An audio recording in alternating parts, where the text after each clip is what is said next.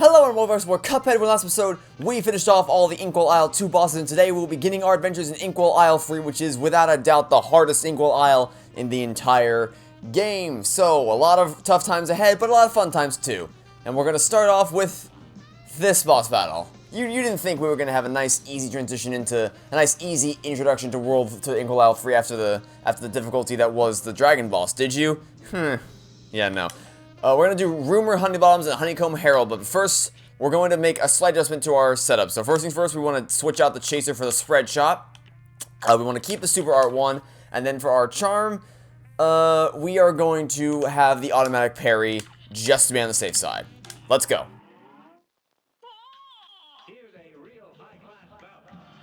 Step 1, jump up twice and use the lobber shot to take out this guy from distance because he's going to land in the perfect trajectory for the lobber shot to work. When he gets too close, switch to the spread shot and then jump up twice and use the lock button as well as aiming down to keep shooting at this guy until eventually he gets taken out like that. Nice, easy introduction to the B-boss battle, but it's going to get a lot harder than that in just a second. This next phase has 3 distinct sections to it that can be fired off in any random order. The first one is either going to be the triangles or the parryable balls, and it's going to be the triangle. Okay, so the big triangle can't harm you, but the smaller triangles can also harm you. However, they can be avoided with one simple trick. They can be parried. You can parry the smaller triangles just like that. So that's a very important note that's going to make that a lot easier. This is the bullet phase right here, which is the easiest of all of them because all you have to do is just jump up these platforms like so, and then when it passes underneath you, you drop down like that. And then just rinse and repeat that process until eventually she stops firing bullets your way. It's really that simple.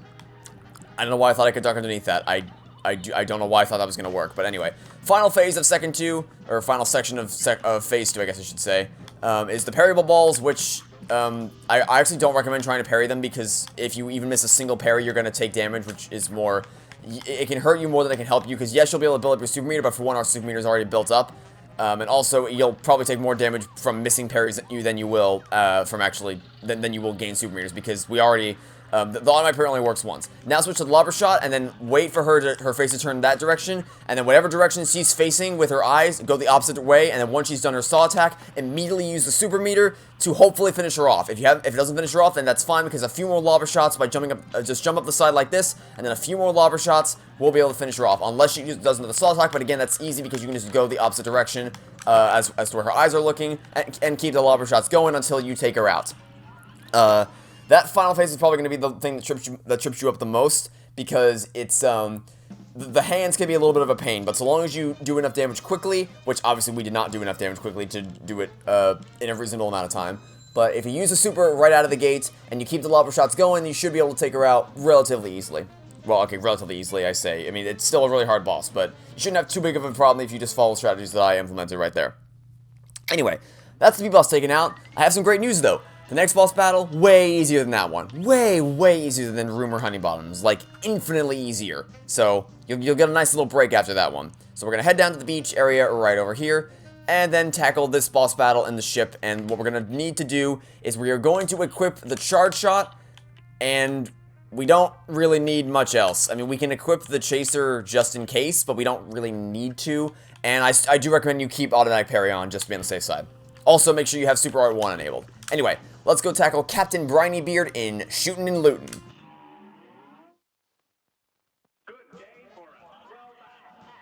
Here's how the charge shot works. If you fire individually like this, it basically does nothing. You may as well be firing into enemies. But if you hold it down until it lights up like that and then let it go, it does a lot of damage. And the reason why we want to do this is because we have to jump up to hit him because the hitbox is actually the pirate itself, not the ship.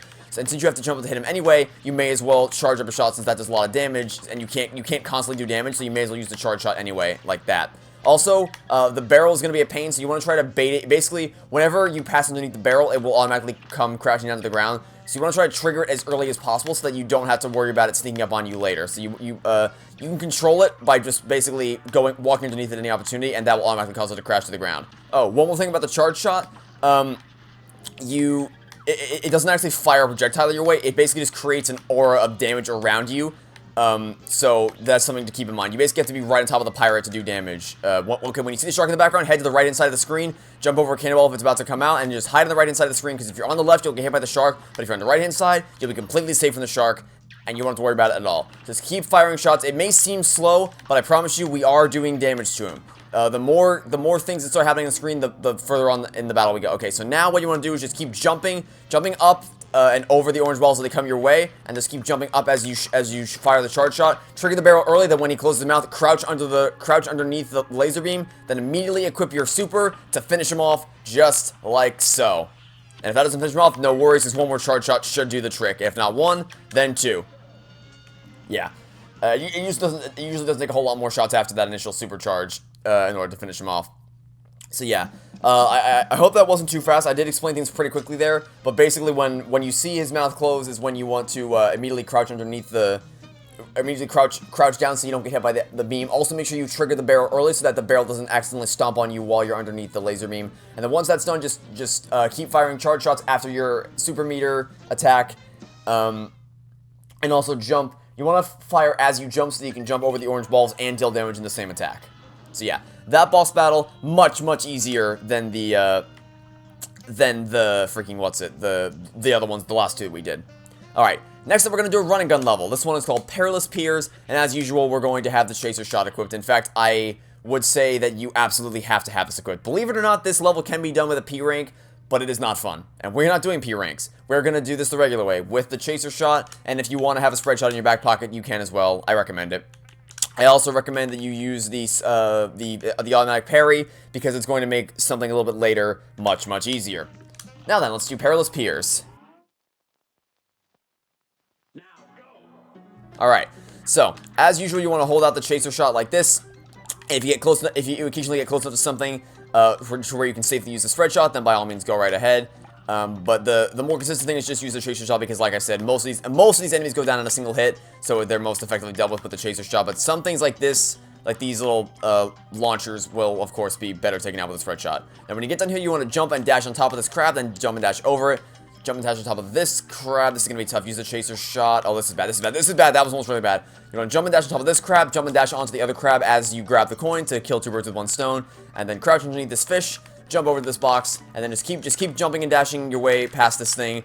Parry off of this light to grab the coin as you make your way past here. Then just keep moving as fast as you can to try to stay ahead of the lobster, because you can't defeat that lobster. Jump down here, jump and dash over here, and then immediately hide inside the boat to grab your next coin. Defeat this thing if you feel safer doing so. Then just keep jumping and dashing your way across here, across these platforms again. Jump and parry, and then jump and dash off that light. Now here's where we need the automatic parry, because first off, never let go of the X button here. Never ever let go of the X button. We need the X button in order to. We need to have the chaser constantly going off so that we can do damage. Also, automatic parry off of that thing to fire.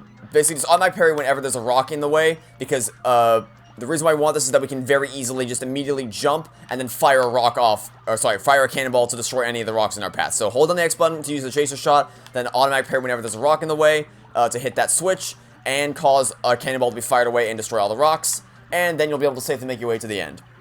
Again, I explained a lot. I explained a lot of that really quickly, but basically, hold the chaser shot out to constantly do damage to everything, or all the fish that are getting thrown your way, and you'll be fine. And then whenever there's any rocks, you may not have seen it, but there were rocks in the way of our path. If I didn't hit the parry switch, we would have crashed into the rocks and died. So you want to make sure that you you jump to automatically parry the switch whenever there's a rock in your way, so that you can take it out and then make your way through the rest of the section.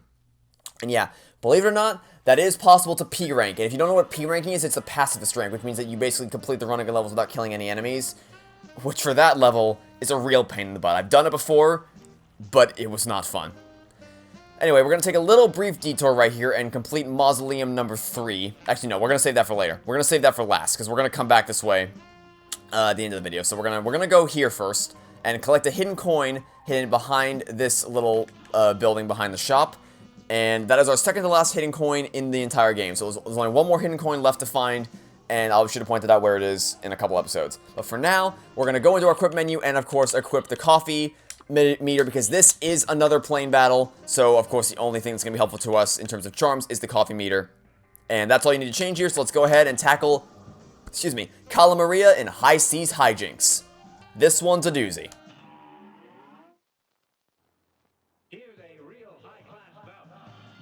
First important thing to note, you can only damage your head. Anything else on your body cannot be damaged. You can only hit the head. So don't bother trying to aim anywhere else. Now the other annoying thing about this boss battle from a walkthrough perspective is that she has a wide array of random attacks, which not only are they random in the order they appear, but they also can be mixed and matched, which makes for an incredibly hard walkthrough to make, because I can't guarantee what you're gonna get. She mixes and matches them at random, but you basically just seen every attack she has. She has the electric fish, which you just follow around in a circle like this. The minefield, the pufferfish, which you parry the pink fish and then you dodge you either dodge or shoot down the non-pink fish. The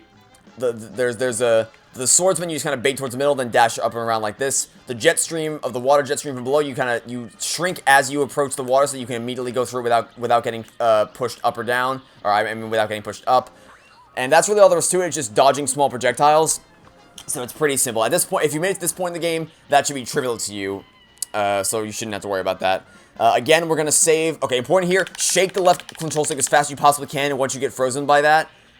Because you'll be immobilized and unable to do anything. And very susceptible to damage if you do not shake to get free of that as quickly as possible. Again, for these sections, whenever the snakes fire their bullets at you, just keep your eyes on where you are, so that you can easily dodge them whenever they become available. Sometimes you get unlucky like that, and you won't be able to do anything because she'll just freeze you at the worst possible time. But as soon as the third phase begins, equip your super rocket and then charge straight for her. If you get frozen, which I got lucky there, I didn't get frozen, but if you get frozen, again, shake the left control stick as fast as you possibly can to get free of the freeze. And then just keep firing your super moves at her as fast as you can to take her out as quickly as possible. And yeah, so the difficult part there is the first phase, because the attacks are mixed and matched, but because it's all simple projectile dodging, it shouldn't be too bad. Second phase, just know you have to wiggle your control stick as fast as possible to get free of a freeze attack. Third phase, it's just a matter of the same thing, just dodging the obstacles and then shaking to get free of the freeze attack as fast as you possibly can. And other than that, there aren't really any more special tips to that one. It's just a pretty tough battle. So that's all I really had to say about that one. Now, we only have one more thing to do in this episode, and that is to take a trip to the third and final mausoleum of the game, which I was going to do earlier, but I decided to do it at the end of the video because it's going to put us in the center of town, which is where we're going to start the next episode. So we're going to go here, and before we do anything, we're going to once again equip automatic parry so that it can help us out as much as we can in the third and final mausoleum. So if you didn't get the parry 4 times while hitting the ground in the second mausoleum, you'll probably get it in this mausoleum without even trying, honestly, because there's just so many ghosts that come flying at you from every direction that you honestly don't even really have to try to do it, and you'll just probably naturally have 4 ghosts that appear. You can even just, if you see a big ghost like the one I just took out, you can just mash the A button, and you'll take out all the smaller ghosts waiting inside it. So yeah, it's nothing too complicated. It's just a fun little parrying challenge to do. And of course, you get some pretty sweet rewards for doing it.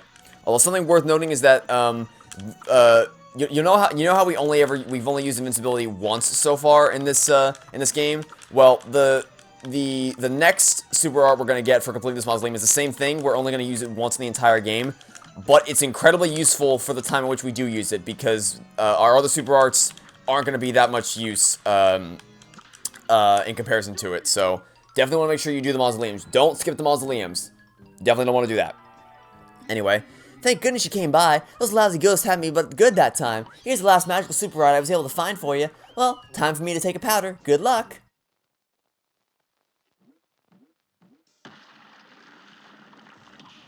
You unlocked a new super. Okay, so yep, now if we check, we have all 3 super arts unlocked, and we're going to want to equip super art 3, which is Giant Ghost. Maneuver your spirit and body simultaneously for maximum damage. Now, because you have to control both your body and the spirit simultaneously, it's not very practical in a lot of the bosses. But there's one boss that we're going to do at the start of the next episode that's going to make that incredibly useful. And we're also going to want to equip the Lobber Shot, and we are going to want to equip automatic parry if you don't have it already, because, again, not super useful. This charm won't be super useful, but it will be helpful, so you want to make sure you have that enabled. And then before we end the episode, we're actually going to take a quick trip to the shop to see what we can buy here. We're finally going to buy the last weapon we can use. It's not going to be that useful, but it's nice to have it, I guess. These things are not going to be used by us at all. I'm never going to use Whetstone, and we are not going to use the extra hit points, but I want to buy everything just to show that I found all the coins and I bought everything, so, you know.